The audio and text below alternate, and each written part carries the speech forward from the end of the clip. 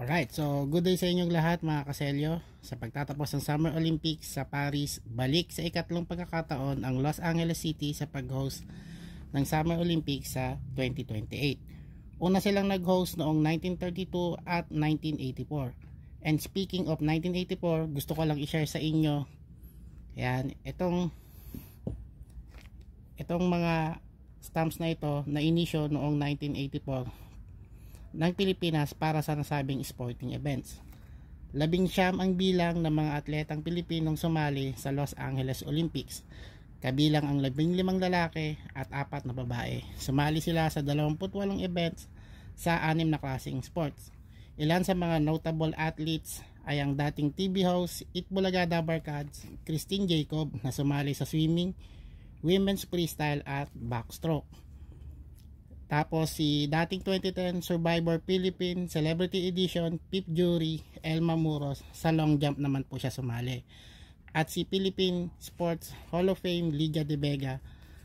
Yung ibang mga atleta, i-write down ko na lang sa description ng video or i-comment down ko na lang para hindi humaba itong video ko. Bagaman wala silang naiuwing kahit anong medalya, lumaban naman sila hanggang sa dulo. So balik tayo dito sa mga selyo natin, ano. Itong 6 na klase ng selyo na ito ay may 6 na denominasyon, pero ito yung well fact. Ayan, so itong selyo na to, dinisenyo talaga ito at ang depiction talaga na ito ay si Lydia De Vega talaga. Yun nga lang, hindi siya gaanong na public. So tamang-tamang pagkilala dahil noong August 10, 2022 pumanaw na ang nag-iisang Lydia De Vega, a great tribute to the great athlete ever. Hanapin nyo yung mga ganitong klaseng selyo at idagdag nyo sa sports team collection nyo. So sa darating na 2028 LA Olympics, sana maibawi ng mga atletang lalahok yung mga sumali noong 1984 athletes.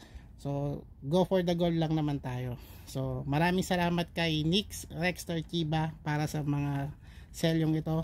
Gusto nyong bumili ng mga selyo sa kanya, meron siyang official fan page. So maraming salamat din, and congratulations kay Carlos Yulo, Ira Villegas at Nesty Pitesio sa pag-uwi ng mga medalya at sa lahat ng mga sumaling atleta sa Pilipinas. So mabuhay ang atletang Pilipino. So maraming salamat din sa panonood, and kung gusto niyo ng mga ganitong klaseng content, please like, follow, share, and subscribe.